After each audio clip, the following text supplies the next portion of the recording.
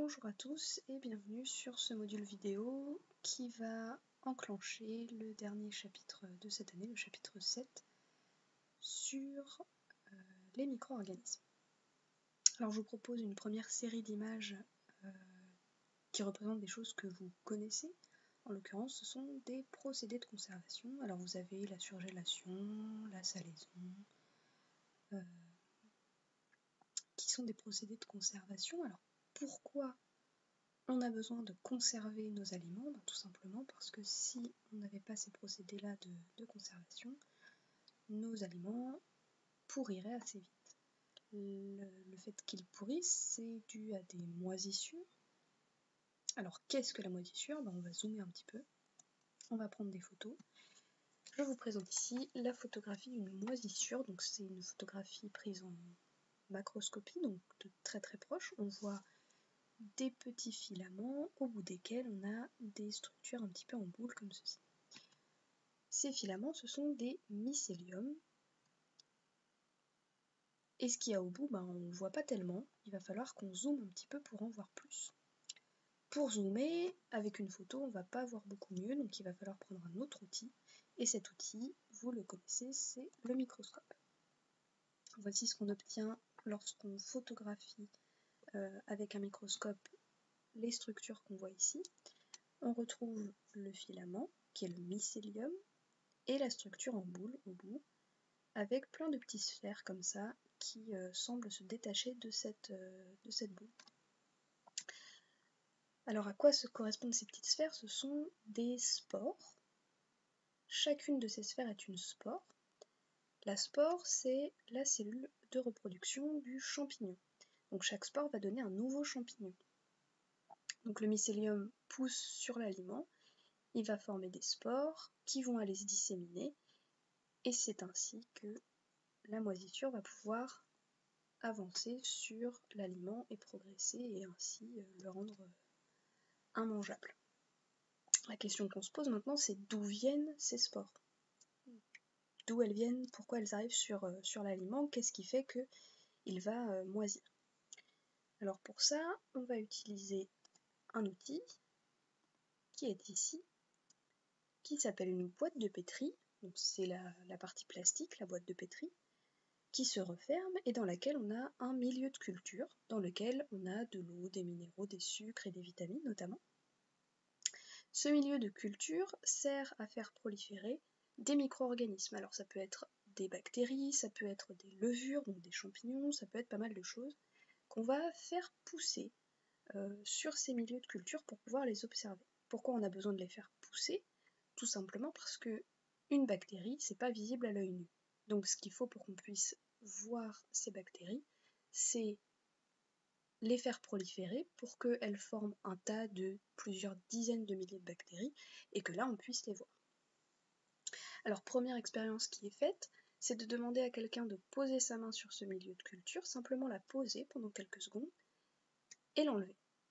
Alors lorsque la personne pose sa main et l'enlève, le milieu de culture ne change pas dans un premier temps, il est tel que vous l'observez là sur l'écran.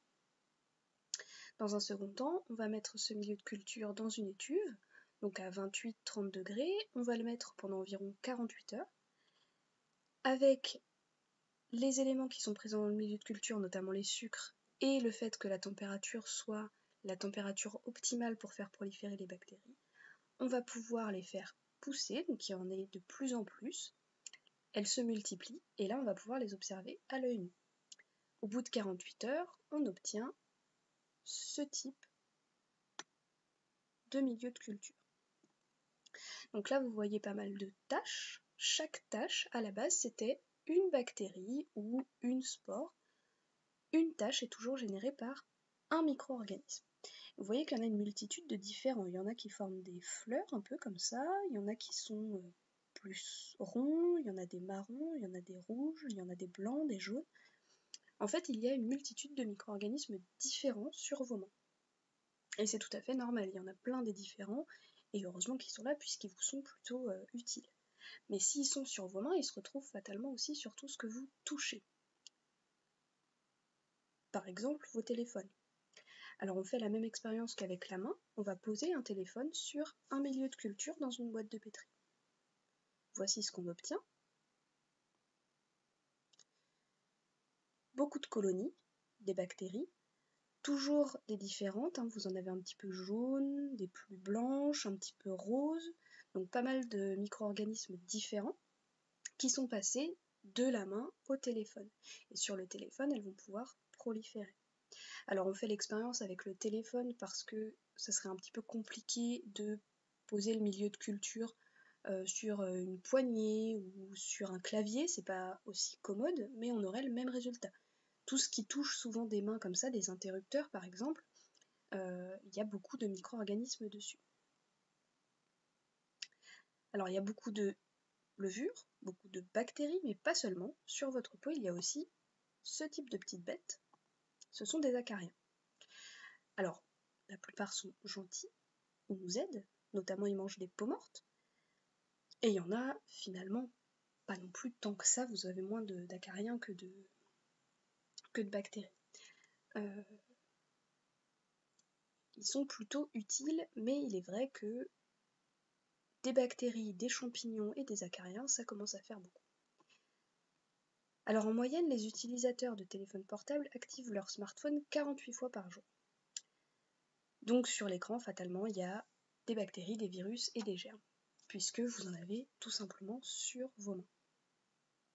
Pour un bon système immunitaire, les germes présents sur les téléphones portables sont généralement inoffensifs.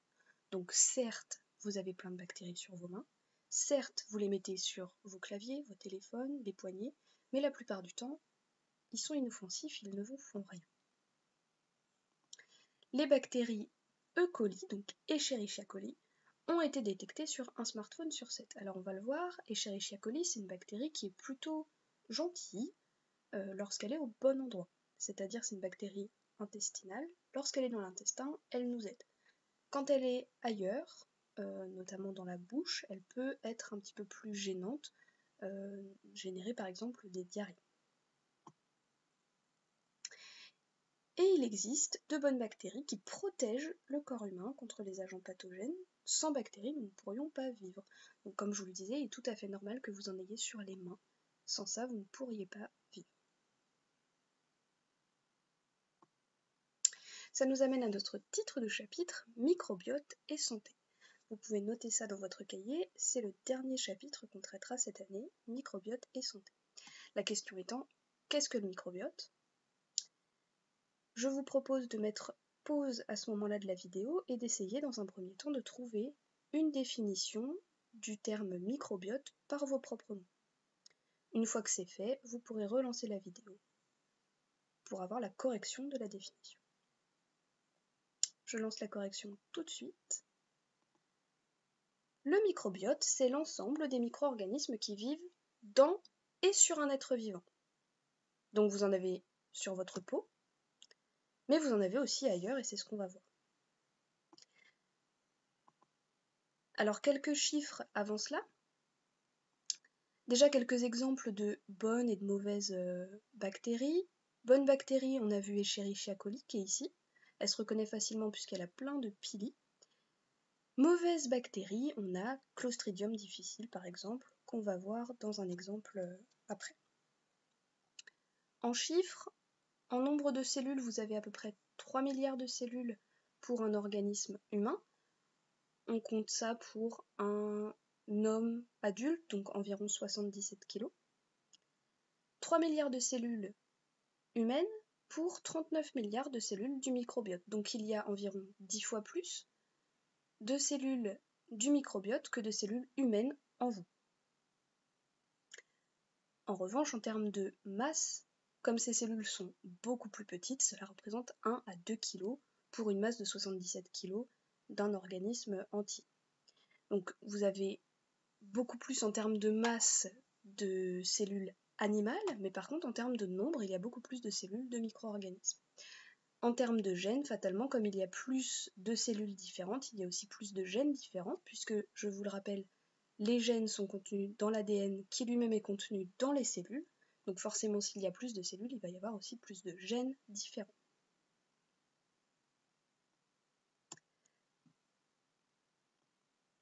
Quelles sont les parties du corps qui possèdent un microbiote. Je vous mets cette image pour vous aider un petit peu dans votre réflexion et je vous propose une nouvelle fois de mettre pause à cet endroit-là pour que vous puissiez réfléchir un petit peu aux endroits du corps qui possèdent un microbiote.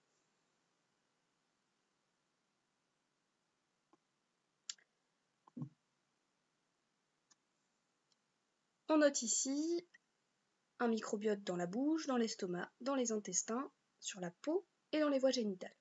Donc plusieurs microbiotes différents. Ils vont bien être différents ces microbiotes puisque certes ils sont tous constitués de micro-organismes puisque c'est la définition du microbiote, mais ils ne vont pas avoir les mêmes micro-organismes.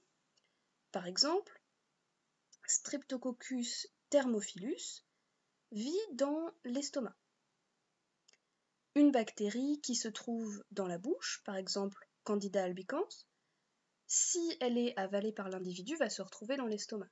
L'estomac est très acide, beaucoup plus acide que la bouche. Streptococcus thermophilus est habitué à cette acidité et peut y survivre. Candida albicans ne peut pas y survivre. Donc les bactéries qui se trouvent dans un endroit ou dans un autre de l'organisme ne vont pas subir les mêmes conditions, ne vont pas être adaptées aux mêmes conditions, et donc ne vivront pas au même endroit. On note ça. Il existe un microbiote de la peau, de la bouche, de l'estomac, des intestins, des voies génitales. Les micro-organismes qui le composent sont différents. Je vous montre maintenant une image. Et lorsque vous voyez ce type de document, la première question à vous poser, c'est quel est le type d'image que l'on me montre? Est-ce que c'est une photo? Est-ce que c'est une électronographie? Est-ce que c'est un dessin? Est-ce que c'est un schéma? Là, en l'occurrence, c'est rien de tout ça, c'est une vue d'artiste. La vue d'artiste, on en avait déjà parlé dans le chapitre sur la biodiversité, notamment lorsqu'on a traité la biodiversité passée. On avait regardé des fossiles et je vous avais montré des vues d'artistes, donc c'est-à-dire des représentations réalistes de ces fossiles lorsqu'ils étaient vivants. La vue d'artiste, vous vous rappelez que on part d'éléments que l'on connaît, par exemple là, les villosités de l'intestin, ça c'est quelque chose que l'on connaît. On connaît aussi la forme de certaines bactéries, là on reconnaît Escherichia coli avec ses pili. On connaît des éléments et on va demander à un artiste de représenter ces éléments d'une manière plus ou moins réaliste. C'est une vue subjective. Lorsqu'on observe une photo, quand on vous donne une photo en document, vous savez que ce qui a été pris en photo, c'est la réalité. Lorsque vous voyez une vue d'artiste, vous ne pouvez pas la traiter de la même manière, cette image. C'est pas la réalité, c'est une représentation que l'on en fait. Alors, peut-être qu'on tombe juste, mais peut-être qu'on tombe pas juste. Donc on ne peut pas traiter cette image comme on traiterait une photo. Elle nous sert quand même à observer un petit peu comment sont disposées les bactéries dans les intestins. On reconnaît ici des bactéries de forme un petit peu ronde, comme ça en boule, ce sont des coques, et des bactéries un petit peu plus en bâton, ici, ce sont des bacilles. Deux grandes formes de bactéries que l'on connaît, ce sont les bacilles et les coques, c'est une première manière de différencier. Autre type d'image, ici, c'est une photo prise au microscope à fluorescence. Alors là, on a deux types de fluorescence. En vert, on a la fluorescence des cellules animales, donc là en l'occurrence des cellules intestinales, et en rouge on a la fluorescence du microbiote, donc des cellules de micro-organismes. Vous reconnaissez les circonvolutions de l'intestin, ces structures-là, et entre le microbiote et les cellules intestinales, on reconnaît une structure noire ici. Donc ici, ça veut dire qu'il n'y a pas de cellules, il n'y a rien qui fluoresce, c'est ni des cellules animales, ni des cellules de microbiote. Et effectivement, à cet endroit, c'est du mucus qui est produit par les cellules intestinales. Alors on a certaines bactéries du microbiote qui sont ce qu'on appelle mucophages, qui mangent ce mucus. Et puis on a une autre partie du mucus qui va partir tout simplement dans l'avancée des selles dans les intestins. Lorsque les selles se forment, elles emportent une partie comme ça du mucus. Donc ce mucus, il est reconstitué en permanence par les cellules intestinales pour combler les manques dus aux bactéries mucophages et puis à l'avancée des selles. Ce mucus, il a un rôle notamment protecteur pour les cellules intestinales une protection mécanique, simplement parce qu'il met de la distance entre les deux, et une protection chimique aussi, puisqu'il tue certaines bactéries lorsqu'il y en a trop. Ça va être tout pour ce qui est des informations de ce début de chapitre. Je vous laisse donc passer à la suite avec le document que je vous ai envoyé et la consigne numéro 2. Bonne journée à tous!